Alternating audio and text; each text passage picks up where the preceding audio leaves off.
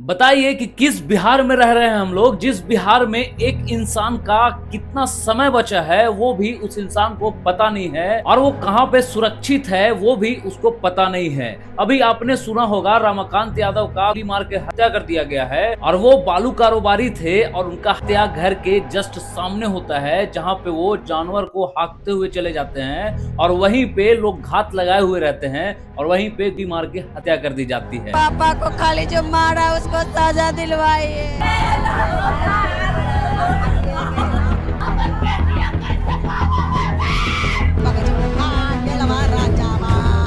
सोचिए कि बिहार के राजधानी पटना में ये सब हो रहा है और एक बार नहीं लगातार हो रहा है और सरकार कुछ भी करने से एकदम विफल रह रहे हैं और लोग सरकार से सवाल करता है कि पलायन कैसे रोका जाए। अरे भाई, जिस बिहार में इस तरीके का स्थिति हो जाए जहां पे न कारोबारी सेफ है न बड़े बड़े बालू के बिजनेस करने वाले सेफ हैं, उस बिहार का पलायन तो एकदम निश्चित तय है। वहां पे आखिर कौन सा आदमी अपना जान जोखिम में डाल के रहना चाहेगा, जरा आप ही बताइए कमेंट करके। बिहार में फैक्ट्री नहीं है, इंडस्ट्रीज नहीं है, ये भी सवाल लोग करते हैं सरकार से, लेकिन ये सवाल करने से पहले आपको सरकार से ये सवाल करना चाहिए कि आखिर कैसे आएगा। बताइए, जिस बिहार के राजधानी पटना में इस तरीके का कांड रोज होगा और पुलिस प्रशासन अपने कान में तेल डाल के सोया रहेगा, उस बिहार में आखिर फैक्ट्री कैसे लग सकती है भाई। रमाकांत यादव के परिजन रो रहे हैं, बिलख रहे हैं। उनके परिवार वाले का स्थिति कुछ ऐसा है कि उनको पता ही नहीं चल रहा है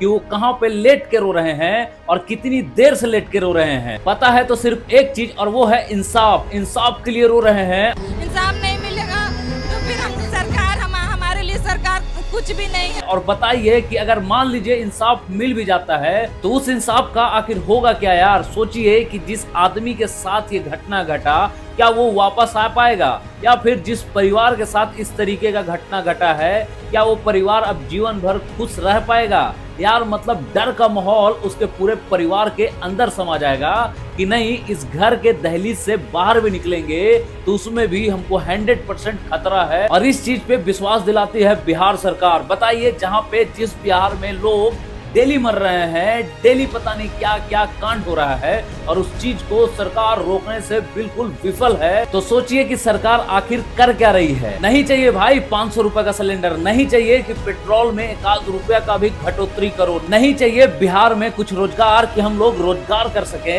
हमको चाहिए हमारा जान का सुरक्षा, और अगर वो सरकार दे सकती है तो प्लीज बस इसी चीज को दे दो। और शायद सरकार ये भी नहीं दे सकता है, पता है क्यों? क्योंकि इस सरकार के अंडर में काम करने वाले पुलिस प्रशासन सब के सब पता है किस चीज में लगे हुए हैं, दारू में लगे हुए हैं भाई। कि मतलब कि दारू किधर से लाया जा रहा है, किधर पहुंचाया जा रहा है, उस चीज को पकड़ने में व्यस्त हैं। आप अगर मोटरसाइकिल पे एक चावल का बोरी भी लाद के अगर कहीं चले जाए ना, तो वहां पे अगर पुलिस प्रशासन आपको देख लेती है तो आपको रुकवा दिया जाएगा और चेक किया जाएगा कि इस बोरी में आखिर है क्या। लेकिन जब कांड बड़े बड़े हो रहे हो तो उस चीज में सरकार और कानून दोनों अंधा हो जाता है और उनको कुछ नहीं दिखता है। बचपन से सुनते आ रहे हैं कि लालू प्रसाद यादव के समय में जंगल राज हुआ करता था और उस समय चोरी डकैती, दिन दहाड़े लूट पाट, डर, ये सब आम बात था। लेकिन आज क्या हो रहा है भाई, उस जंगल राज से कहीं ज्यादा हो रहा है, जिसको हम आम भाषा में ये कह सकते हैं कि ये महाजंगल राज है। और इस महाजंगल राज वाले बिहार में अगर कोई सुरक्षित है तो वो है सरकार और विपक्ष।